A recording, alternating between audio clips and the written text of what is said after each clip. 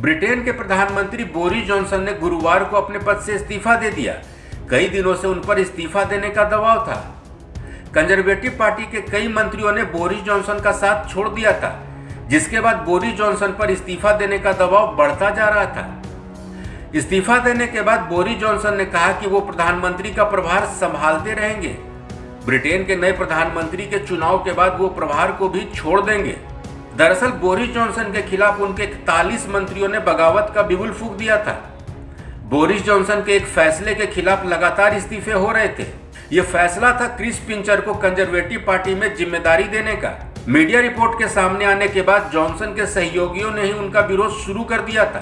Chris puncture की नियुक्ति के बाद मीडिया में खबर आई कि उन पर यौन दुराचार के कई आरोप लग चुके हैं। हालांकि क्रिस पिंचर ने मीडिया रिपोर्ट्स के बाद इस्तीफा दे दिया था, लेकिन बोरिस जॉनसन का विरोध बढ़ रहा था। बोरिस जॉनसन की तरफ से कहा गया कि उन्हें क्रिस पिंचर पर लगे आरोपों की जानकारी नहीं है। बाद में बोरिस जॉनसन की तरफ से एक और सफाई जारी की गई।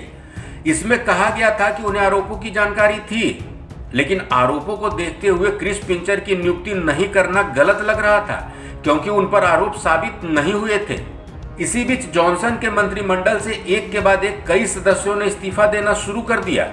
उन्होंने आरोप लगाए कि सरकार ठीक तरह से काम नहीं कर रही है।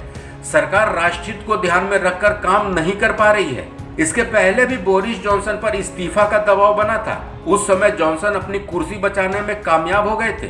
दरअसल इस साल जून में जॉनसन पर आरोप लगे थे कि उन्होंने कोरोना लॉकडाउन का उल्लंघन किया था। बोरिस जॉनसन पर आरोप लगा था कि उन्होंने कोरोना लॉकडाउन के दौरान पार्टी की थी। इस कारण जॉनसन का इस्तीफा मांगा गया, लेकिन संसद में बोरिस जॉनसन ने बहुमत साबित कर दिया था। इसके बाद लगातार सहयोगी बोरिस जॉनसन पर दबाव दे रहे थे। इसी बीच बोरिस जॉनसन ने क्रिस पिंचर को कंजर्वेटिव पार्टी में बड़ी जिम्मेदारी दी। एक बार फिर से उन्होंने स्थिति को संभालने की कोशिश की, लेकिन इस बार उन पर दबाव काफी ज्यादा था और आखिरकार उन्होंने इस्तीफा देने की घोषणा कर डाली। इस खबर में फिलहाल इतना ही।